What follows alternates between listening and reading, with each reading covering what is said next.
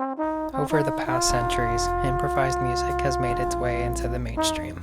Many forms of music use improvisation and have for thousands of years, such as traditional Indian music, Black American jazz music, and even some European classical music. Today, we'll go over jazz improvisation and what exactly goes on in the mind of an improviser.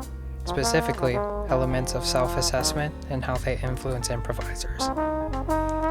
As defined by Daniel Goleman, a psychologist graduating from Harvard, self-assessment is the ability to understand and recognize one's own weaknesses and personal strengths. When it comes to self-assessment, there are 5 categories it consists of, which is what we'll be talking about. Pay attention throughout the video and watch and listen for instances of self-assessment. First, there is empathy. Empathy in jazz improvisation consists of listening closely to other players and supporting what they play. When jazz musicians improvise, it is like a group of friends having a conversation. They listen to each other deeply, but are also open to throwing in suggestions or a new topic to talk about.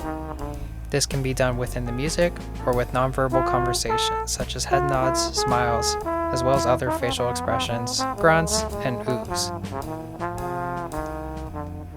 Second, there is self-doubt. Self-doubt plagues every musician, but it can lead to magical moments if handled correctly.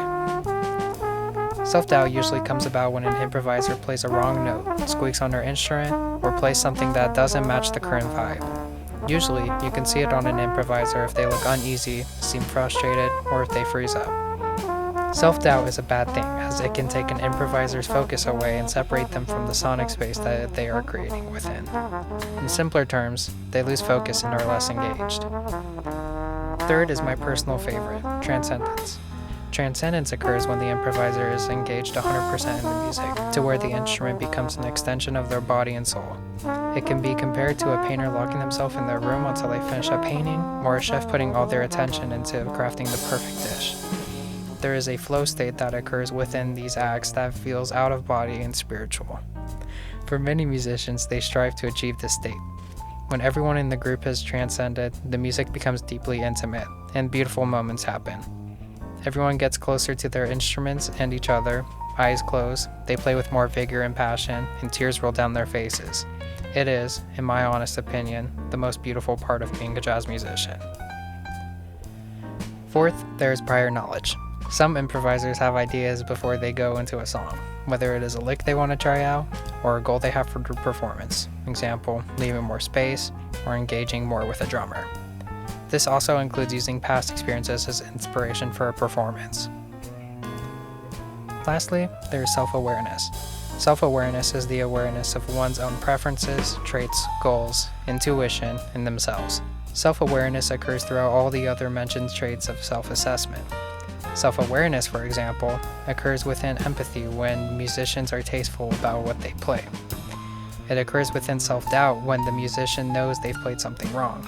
It is a major theme within all of the traits mentioned and is crucial for jazz improvisation to be successful.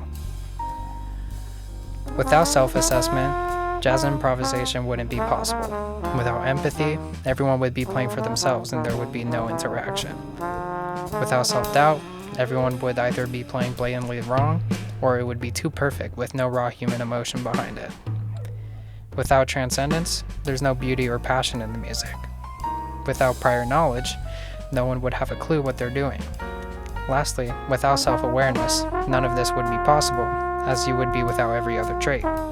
With this, self-assessment is crucial to jazz improvisers and should be a point of reference in every musician's head.